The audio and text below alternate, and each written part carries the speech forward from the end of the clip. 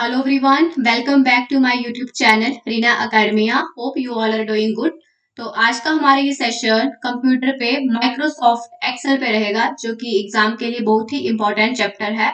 और अगर किसी को माइक्रोसॉफ्ट ऑफिस के बारे में, माइक्रोसॉफ्ट वर्ड में के बारे में जानना है, तो पिछले इसी चैनल पे प्लेलिस्ट पे जाके आप माइक्रोसॉफ्ट वर्ड के बारे में भी जाके पढ़ सकते हो. ठीक, तो स्टार्ट करते हैं. माइक्रोसॉफ्ट एक्सेल क्या है कंप्यूटर में? तो ये एक इलेक्ट्रॉनिक स्प्रेडशीट है जिसका यूज हम करते हैं एनालाइज करने के लिए, शेयर करने के लिए, मैनेज करने के लिए अपनी इंफॉर्मेशन को. For accounting purpose, performing mathematical calculation, budgeting, billing etcetera. Simple सी बात है कि माइक्रोसॉफ्ट एक्सेल का यूज हम कहाँ करते हैं? अगर हमें कोई कैलकुलेशन परफॉर्म करनी है, मैथमेटिकल कोई बजट अपना वो उसकी स्टेटमेंट बनानी है, अगर हमें बिलिंग का काम करना है, और अगर हमें मान लो कोई हमें किसी की सैलरी देनी है, अपने एम्प्लॉयज का सैलरी का डेटा उस पे अपना रिकॉर्ड करके रखना है, तो हम अपना क्या करते हैं? माइक्रोसॉफ्ट एक्सेल का यूज करते हैं. ठीक है, ये क्या है? A spreadsheet is a matrix of row and column similar to an accounting ledger. Microsoft Excel में क्या होता है? इसमें रोज होती हैं और कॉलम होते हैं. लाइक इस तरह से आपकी इस तरह से ये इसका जो आपको फ्रंट पेज है, जब आप ओपन करोगे माइक्रोसॉफ्ट एक्सेल, तो आपको जो पहला ही पहला पेज ओपन होगा, उस तरह से आपको ये इस तरह से आपको रो और कॉलम में ये पूरा इस तरह से दिखेगा, जिसमें ये होगी रो और नीचे वाले होंगे हमारे कॉलम. ठीक, जैसे अकाउंटिंग लेजर में होता है. The spreadsheet program also provide tool for creating graph, inserting pictures, chart, analyzing the data. ये जो हमारा एक्सेल है, ये हमें क्या करता है? और भी टूल प्रोवाइड करता है. लाइक अगर हमें ग्राफ बनाने हैं, कोई पिक्चर इंसर्ट करनी है, कोई चार्ट क्रिएट करना है, तो इन सब में भी क्या करता है? ये माइक्रोसॉफ्ट हमें ये टूल सारे प्रोवाइड करता है.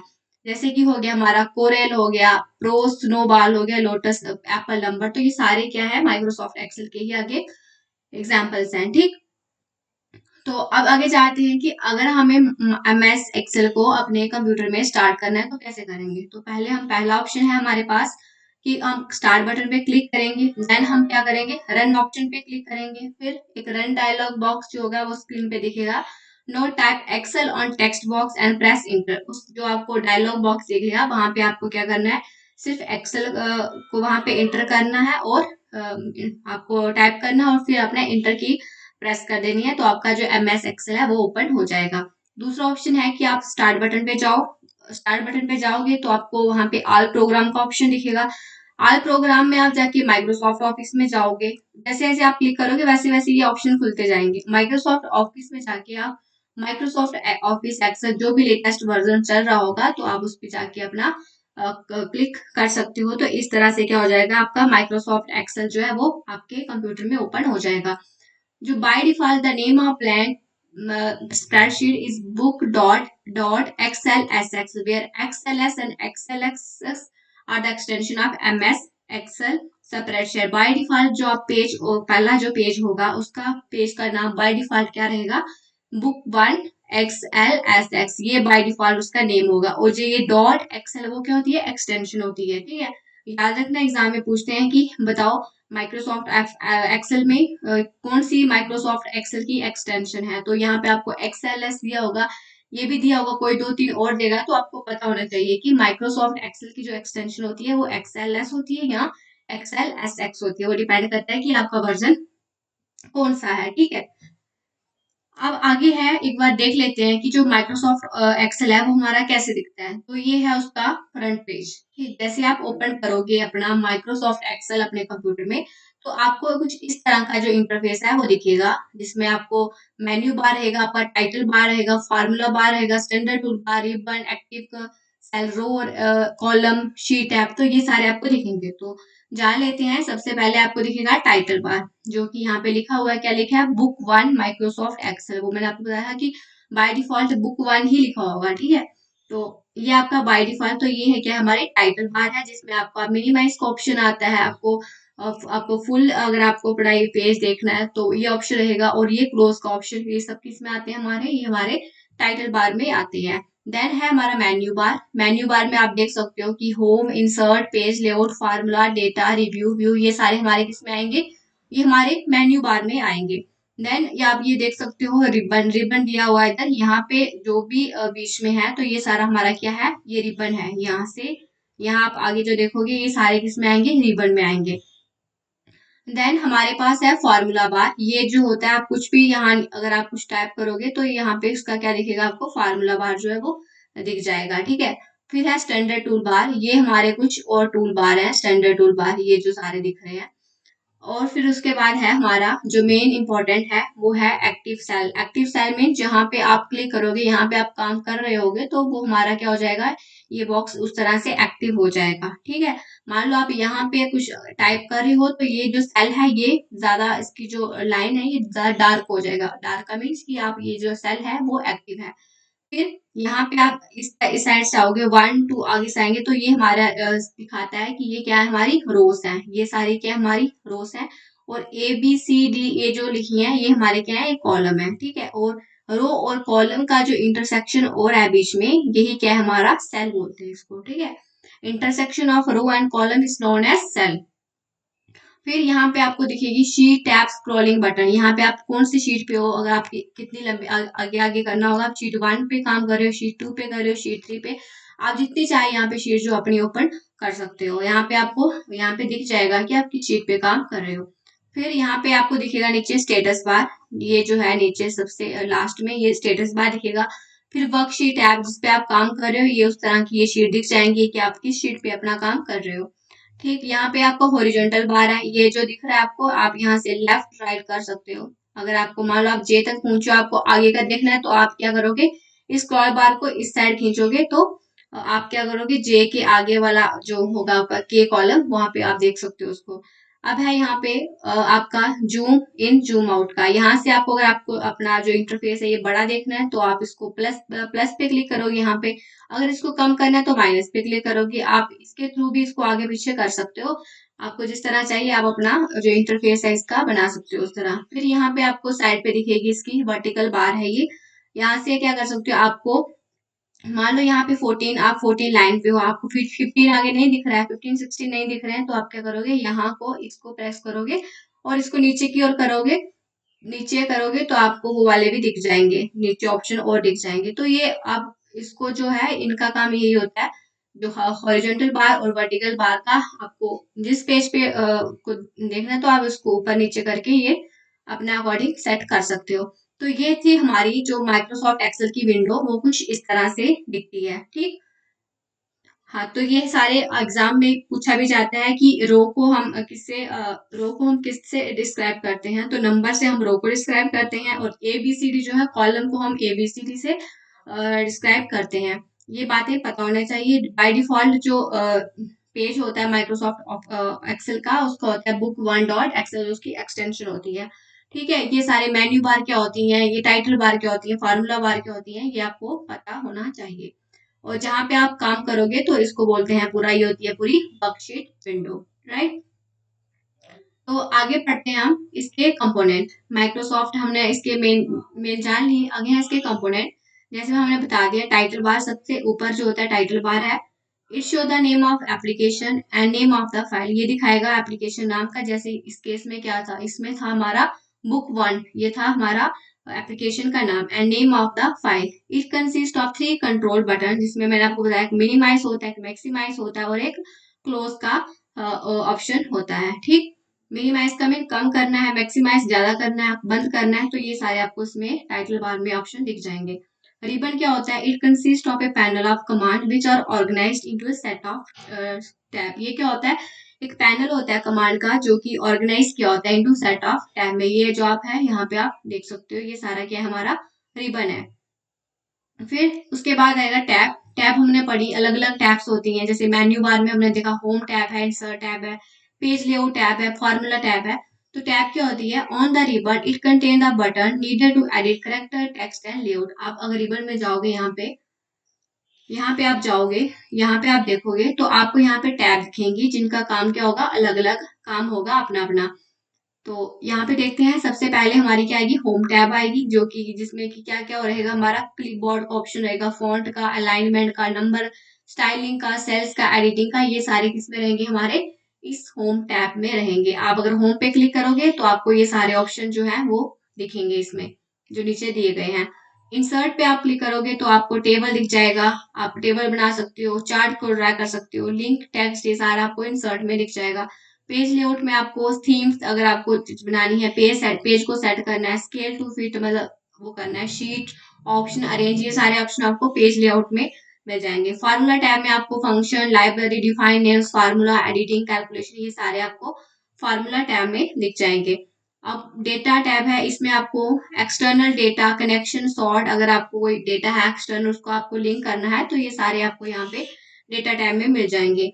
रिव्यू टैब में आपको इसमें प्रूफिंग, कमेंट, चेंजेस, ये सारे रिव्यू टैब में मिल जाएंगे। व्यू टैब में आपको zoom, window, macro, view, show, hide, ये सारे आपको व्यू टैब में मिल जाएंगे। और एक मैं बता देती हूँ, एग्जाम में यहाँ से क्वेश्चन आता है कि बताओ, मान लो आपको पूछ लेगा कि यहाँ पे मान लो कि आपको बोल दिया कि बताओ कि फार्मूला एडिटिंग और कैलकुलेशन जो है वो, formula editing, auditing and calculation किस टैब में अवेलेबल है माइक्रोसॉफ्ट एक्सेल में, तो आपको पता होना चाहिए ये किस पे है, ये हमारा फार्मूला टैब में आता है। तो इस तरह से एग्जाम में यहाँ से क्वेश्चन बनता है। अगला है स्टेटस बार। स्टेटस बार यहाँ से सबसे बॉटम में आप देखोगे तो वहां पे हमारी क्या होती है, स्टेटस बार होती है। It display information about the currently active worksheet, ये हमें क्या दिखाता है स्टेटस बार में कि आप किस वर्कशीट पे जो है काम कर रहे हो, आप 1 पे कर रहे हो, वर्कशीट पे 2 पे कर रहे हो, 3 पे, जिस वर्कशीट पे आप काम कर रहे हो, तो ये हमारा स्टेटस बार दिखाता है। इट इंक्लूड पेज नंबर, यहाँ पे आपको पेज नंबर दिख जाएगा, आपको शॉर्टकट्स दिख जाएंगे नीचे, जूम, स्लाइड, रिव्यू, यही आपको आपको आपका जो ये विंडो है इसको साइज बड़ा करना है, बड़ा देखना है, आपको छोटा करना है, तो ये सारे ऑप्शन आपको स्टेटस बार में दिख जाएंगे। देन आता है हमारा formula bar. It is located below the ribbon, ये फार्मूला बार हमारा रिबन के जस्ट नीचे आता है, जैसे यहाँ पे आप देख सकते हो। ये है स्टेटस बार, ये है रिबन, और रिबन के जस्ट नीचे ये जो ये है, ये सारा ये जो आपको दिख रहा है ये वाला, तो ये क्या हमारा, ये हमारा फार्मूला बार है। इस पे क्या होगा, it is located below the ribbon, it is use to enter and edit worksheet data. इसमें क्या होता है, आप कुछ भी मान लो नीचे आप सेल में काम कर रहे हो, तो आपको कुछ सेल पे आपको मिस्टेक हो गया, तो आप फार्मूला बार में डायरेक्ट जाके आप क्या कर सकते हैं, वहां पे करेक्शन कर सकते हो। अब वहां पे करेक्शन करो तो ऑटोमेटिकली आपकी जो सेल आप काम कर रहे हो के नीचे, तो वो भी करेक्ट हो जाएगा, ठीक है। अब यहाँ पे क्या होगा, नेम बॉक्स फंक्शन, ये क्या होते हैं फार्मूला बार में, ये दो जो है पार्ट है। नेम बॉक्स क्या होता है, display the all references or column and row location of the active cell। Name box में क्या करेगा, आप मान लो आप किसी सेल पे काम कर रहे हो, आपने यहाँ पे कुछ टैप किया है, तो ये यहाँ पे नेम सेल क्या बता देगा, ये बता देगा कि कौन सी रो और कौन से कॉलम पे आप काम कर रहे हो। मान लो जैसे यहाँ पे है, यहाँ पे ए है, यहाँ पे बी है, यहाँ पे 1 2 इस तरह से है, तो अगर मान लो मैं यहाँ पे हूँ, यहाँ पे मैं कुछ काम कर रही हूँ, तो ये हमारी कौन सी रो हुई, ये हमारी फर्स्ट रो और फर्स्ट कॉलम, फर्स्ट रो हुई और फर्स्ट कॉलम मीन्स ये वाला, इसका जो वो है नेम, वो है, तो ये वहां पे हमारा नेम बॉक्स में ये डिस्प्ले कर देगा, ठीक है। Functions are predefined formula that perform calculation by using specific value called argument। Function क्या होते हैं, प्रीडिफाइंड फार्मूला होते हैं जिसको आप, जिससे आप क्या कर सकते हो, कैलकुलेशन परफॉर्म कर सकते हो बाय यूजिंग स्पेसिफिक वैल्यू, जिनको हम बोलते हैं आर्गुमेंट, ठीक है। तो ये हमारे फार्मूला बार में नेम बॉक्स आता है और फंक्शंस आते हैं। अब फंक्शंस कैसे होते हैं, देखो अलग अलग ये प्री डिफाइंड होते हैं फंक्शन हमारे, पहले से आप हम इसको डायरेक्ट यूज कर सकते हैं, जैसे कि हो गया सम हो गया, तो इसको क्या करना है, अगर हमें सम में क्या करना है, ये क्या कर देगा, हमारी जो वैल्यू हमने ऐड की होंगी, तो ये सम आप यूज करोगे तो ये क्या करेगा, आपका आप सिर्फ सेलेक्ट करोगे, ये ए हो गया कौन सा कॉलम और कौन सी रो, ये कॉलम है और ये रो है, ये कॉलम है और ये रो है, तो आपको जस्ट यहाँ पे क्या करना है, वहां पे या इज इक्वल टू लगाना है, पहले सबसे पहले कोई भी फॉर्मूला जो है एक्सेल में वो इक्वल टू से ही स्टार्ट होता है, स्टार्टिंग से, तो आप यहाँ पे सीधा सम लिखोगे, और जो रो और जो कॉलम आपको प्लस करवाना है, तो उसका सिर्फ एड्रेस आप इस फॉर्मेट में लिख दोगे, तो आपका जो है वो सारा जो है वो प्लस हो जाएगा, उसका एडिशन हो जाएगा, ठीक है। मान लो मेरे को यहाँ से कुछ मैंने लिखा है, जैसे यहाँ पे 1 लिखा है, यहाँ पे 2 लिखा है, यहाँ पे 3 लिखा है, यहाँ पे 4 लिखा है, यहाँ पे 5 लिखे है। मान लो मेरे को इन सबको क्या करना है, एक साथ क्या करना है, इनको प्लस करवाना है इस कॉलम में, तो मैं क्या करूंगी, यहाँ पे क्या करोगे, इक्वल टू लिखना है और यहाँ पे सम लिखोगे, और फिर क्या करोगे आप इसका और इसका पूरा यहाँ पे एड्रेस दे दोगे इसी फॉर्मेट में, देन ये सारा जो आपको प्लस होके आपको यहाँ पे इसका रिजल्ट मिल जाएगा, ठीक है। सेम वैसे ही आप एक पे परफॉर्म करोगे तो ऑटोमेटिकली आप यही फंक्शन लगा के बाकी के भी सिलेक्ट करके बाकी सारे भी आप उसी तरह प्लस कर सकते हो। देन एवरेज का भी सेम ऐसे ही है कि एवरेज अगर आपको निकालना है किसी का तो आप क्या करोगे, स्टार्टिंग में इक्वल टू लगाओगे एवरेज, और जिसका एवरेज निकालना है उसकी यहाँ पे उसका रो नंबर और कॉलम नंबर को यहाँ पे मेंशन कर दोगे। ठीक है, तो ये आपका एवरेज निकल के आ जाएगा।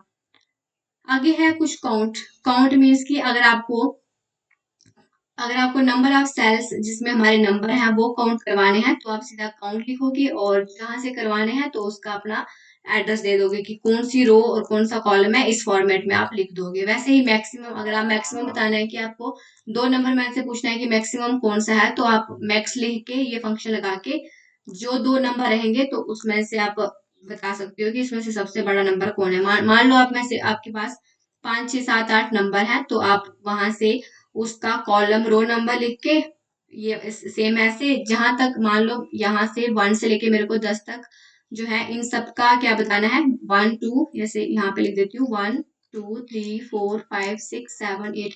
मुझे बताना है कि इसमें से मेरा सबसे बड़ा नंबर कौन सा है, तो मैं ये क्या लगाऊंगी, ये मैक्स फंक्शन लगाऊंगी। इक्वल टू मैक्स फंक्शन लगाया, फिर क्या किया मैंने, अपने कॉलम का इस ये जो मेरा कॉलम रहेगा उस टाइम, कॉलम और रो का बता दिए कि हाँ 1 से लेके 10 तक जो भी इसका एड्रेस होगा ऊपर, और जो भी एड्रेस इसका होगा इस इनके बीच में जो भी हमारे आएंगे तो उसमें से ये बता देगा कि इसमें से सबसे बड़ा नंबर कौन सा है। सेम मिनिमम भी ऐसे करेगा, मिनिमम आपको जानना है तो मिनिमम भी आप सेम इसी तरह मैक्स की तरह कि मैक्स की जगह इक्वल मिल लगा दोगे और सेम वैसे ही परफॉर्म कर लोगे तो आपको अपना मिनिमम नंबर भी मिल जाएगा। तो इस तरह से जो हमारे फंक्शन होते हैं वो एक्सेल में यूज होते हैं। ठीक, अगला है हमारा बेसिक्स ऑफ स्प्रेडशीट। कुछ और इसके जान लेते हैं।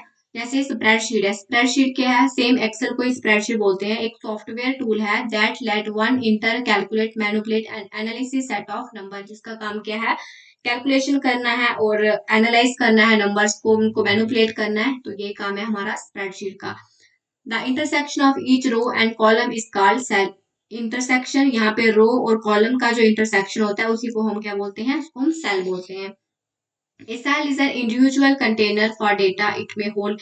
इसमें क्या हो सकते हैं, इस सेल में हमारे नंबर भी हो सकते हैं, हमारे फॉर्मूला मैथमेटिकल इक्वेशन भी हो सकती हैं और टेक्स्ट भी हो सकते हैं, यानी कि जिसको हम लेबल भी बोलते हैं। तो इस सेल में हमारा ये सारा कुछ भी हो सकता है। ठीक है, अगला है an array of cell is called sheet. ठीक है, अरे ऑफ सेल का क्या हो जाएगा, जिसमें बड़े सारे सेल्स हैं, ये मान लो अब इतना बड़ा पेज है इसमें बड़े सारे सेल हैं, तो उस पूरा जो सेल से भरा हुआ जो पेज है उसको हम क्या बोलेंगे, उसको हम बोलेंगे शीट या वर्कशीट इन माइक्रोसॉफ्ट एक्सेल में। ठीक है, ए worksheet hold information presented in tabular format with text. जो वर्कशीट होती है वो क्या करेगी, हमारी इंफॉर्मेशन को एक टेबुलर फॉर्मेट में दिखाएगी इस तरह से।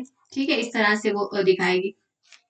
अगला है वर्कबुक। वर्कबुक क्या होती है, is a document that contain one और मोर वर्कशीट। देखो, सेल से हमने कलेक्शन ऑफ सेल को पढ़ा था, वो हो गया हमारा वर्कशीट, और कलेक्शन ऑफ वर्कशीट जब आएगा उसको हम बोलेंगे वर्कबुक। ठीक है, अब शीट से भर भर के क्या बन गया, हमारा वर्कबुक बन गया। पहले हमारा सबसे छोटा क्या था, एक सेल था, सेल से हमारा क्या बना, वर्कशीट बना, और वर्कशीट से अब हमारा क्या बना, वर्कबुक बना।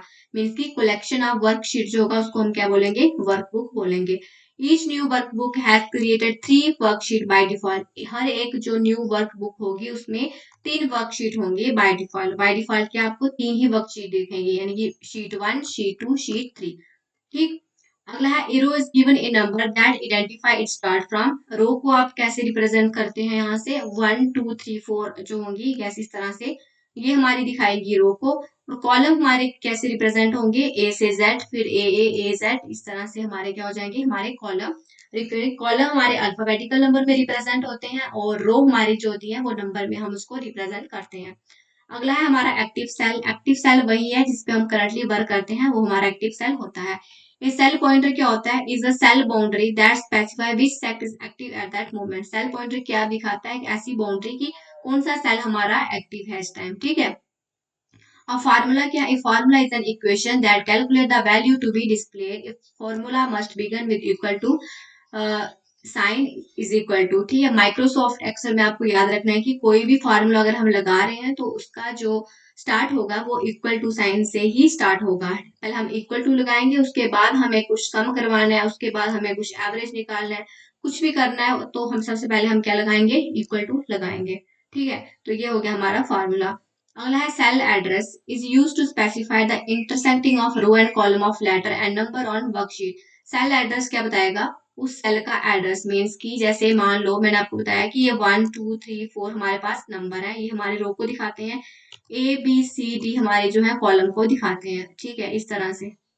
ठीक है, मान लो अब मैं यहाँ पे काम कर रही हूँ, यहाँ पे ये जो है यहाँ पे मैंने अंडरलाइन इसके बीच काम कर रही हूँ, तो इसका जो एड्रेस है वो क्या होगा? सेकेंड रो और फर्स्ट कॉलम, सेकेंड रो है और फर्स्ट कॉलम है सेम। अगर मान लो मैं ये सी है, अगर मैं यहाँ पे काम कर रही हूँ तो क्या आएगा? सेकेंड रो है और थर्ड हमारा ये कॉलम है, तो यही क्या होता है? हमारा सेल का एड्रेस होता है। मान लीजिए किस रो पे और किस कॉलम पे वो जो है वो सेल जो है वो है हमारा प्रेजेंट है, तो उस वही क्या हो गया? सेल का एड्रेस हो गया। फिर कुछ डिफरेंट टाइप के चार्ट जो होते हैं वो माइक्रोसॉफ्ट एक्सेल में हम बनाते हैं। जैसे पहला हो गया हमारा एरिया चार्ट, फिर है कॉलम चार्ट, फिर है बार चार्ट, लाइन चार्ट है, फिर पाई चार्ट है, एक्स वाई है जिसको हम स्कैटर चार्ट भी बोलते हैं। तो इस तरह से हमारे क्या है, कुछ चार्ट हैं जो कि हमारे एक्सेल में यूज होते हैं। एरिया चार्ट क्या होता है? It emphasise the magnitude of change over time. इसका हम एरिया चार्ट क्या होता है? ये इम्फेसाइज करता है magnitude of change over time. ठीक है, फिर कॉलम चार्ट है, it show data changes over a period of time. अगर हमारा डेटा चेंज हो रहा है पीरियड ऑफ टाइम तो हम क्या करते हैं? कॉलम चार्ट वहाँ पे यूज करते हैं। फिर है बार चार्ट। बार चार्ट क्या दिखाता है? कंपैरिजन दिखाता है अमंग इंडिविजुअल आइटम के बीच। Category are organize vertically and value horizontally.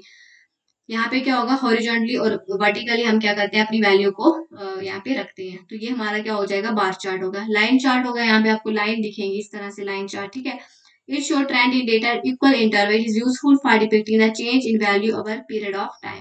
देखो यहाँ पे क्या बताता है, ये सिर्फ यहाँ पे बताया है कि हम कौन कौन से टाइप के चार्ट हैं जो हम इसमें बना सकते हैं, एक्सेल में यूज करते हैं। तो उनके जो है बताए हुए हैं कि एरिया चार्ट है, कॉलम चार्ट है, बार चार्ट है, लाइन चार्ट है, पाई चार्ट है, और इसके बताए हैं कि इसको हम कब कब यूज करते हैं। ठीक है, मेन मेन सब यही दिखा हुआ है कि इसको हम कब कब यूज करता है। अगर हमें ये वाला काम करवाना है अपना, तो उस केस में हम ये वाला चार्ट बनाए, चार्ट यूज करेंगे।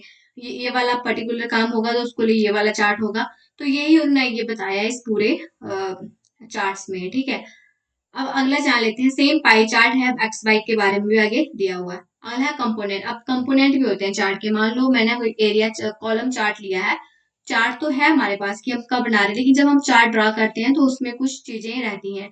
जैसे कि चार्ट एरिया की, जो एरिया चार्ट है, यहाँ पे हमने चार्ट बनाया, मान लो मैंने एक कोई लाइन चार्ट बनाया इस तरह से, जिसमें मेरे पास कुछ मान लो कुछ भी एंट्री बता दो, नेम है, रोल नंबर है, कुछ भी है, बना दो इस तरह से।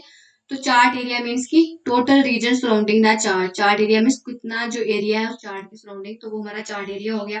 प्लॉट एरिया मीन्स की हम कौन कितनी जगह उसको हम अपनी वैल्यू प्लॉट कर रहे हैं। ठीक है, अब पूरा चार्ट है, पूरे पे तो हम अपनी वैल्यू नहीं लिखेंगे ना, बीच बीच में लिखेंगे, कहीं कहीं वैल्यू रहेंगी। तो वो हमारा हो गया प्लॉट एरिया, कि हम कहाँ कहाँ अपना जो डेटा है वो प्लॉट कर रहे हैं उस चार्ट में। ठीक है, और है चार्ट टाइटल। अब चार्ट का टाइटल भी होगा कि वो चार्ट जो है वो किस पर्पस के लिए बनाया है, उसका क्या नाम है चार्ट का। तो वो हमारा क्या हो जाएगा? चार्ट का टाइटल हो गया। अब एक्सिस टाइटल क्या हो गया? अब जैसे आप पढ़ते हो यहाँ पे वाई एक्सिस है और ये क्या है? एक्स एक्सिस है, ये वाई एक्सिस है। तो ये क्या होते हैं इसमें हमारी क्या होती है? X Y Z. ठीक है, यहाँ पे हमारी एक्सिस टाइटल है, ये बता देगा कि कौन सा एक्स एक्स है, वाई है, जेड है, कौन सी एक्सिस है। और यह डेटा सीरीज, इसमें क्या होगा? ए रो और column of number that are plotted in a chart is called data series. जो रो और कॉलम होंगे, नंबर जो आपने प्लॉट किए होंगे चार्ट पे, तो वो हमारा क्या होगा?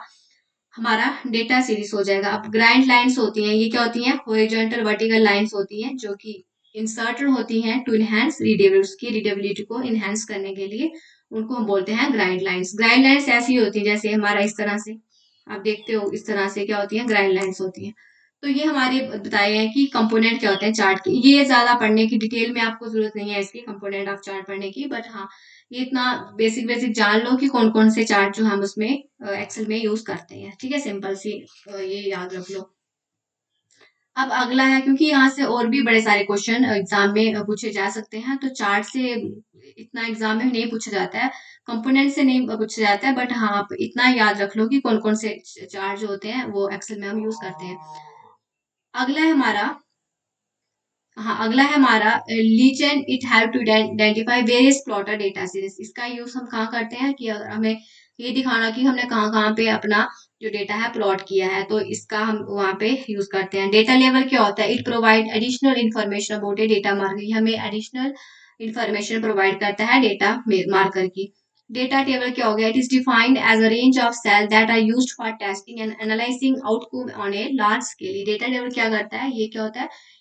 एक रेंज ऑफ सेल्स होता है जिसको हम यूज करते हैं टेस्टिंग और एनालिसिस के लिए। अगर हमें लार्ज स्केल पे अगर टेस्टिंग एनालिसिस करनी हो तो हम डेटा टेबल का यूज करते हैं। अब कुछ इंपॉर्टेंट पॉइंट है, इस साइन का हम जो डॉलर साइन दिया हुआ है, ये क्या करता है? हमारे सेल लोकेशन को लॉक कर देता है उसी पोजीशन पे। मान लो मैंने कुछ लिखा है यहाँ पे रीना अकेडमी लिखा है और मैं चाहती हूँ कि ये जो सेल है हमारा लोकेशन इसकी यही सेम यहीं पे, तो यहाँ पे हम क्या कर देंगे? इसके यहाँ पे ये साइन पुट कर देंगे तो इसकी लोकेशन जो हो जाएगी फिक्स हो जाएगी, कहीं से मूव अप नहीं हो सकता। अब है स्टैक्ड बार कॉलम क्या होता है? ये show the relationship of individual item to the whole. ये क्या होता है? हर एक इंडिविजुअल आइटम का रिलेशन शो करता है पूरे उस मतलब पूरे उस जो होगा उसका पेज होगा उससे ये शो रिलेशन शो करेगा। चार्ट भी ज़्यादा इंपॉर्टेंट है, एग्जाम में पूछा जाता है कि इसका हम यूज कहाँ करते हैं? अगर हमें एमएस एक्सेल में चार्ट क्रिएट करना है तो हम चार्ट विजार्ड का यूज करते हैं। इम्बेड चार्ट को होता है ऐसे चार्ट जिसको हम क्या करते हैं? अपने एग्जिस्टिंग शीट पे जिस पे हम काम कर रहे हैं उस पे हमें अगर ड्रा करना हो तो हम बोलते हैं उसको एम्बेडेड चार्ट।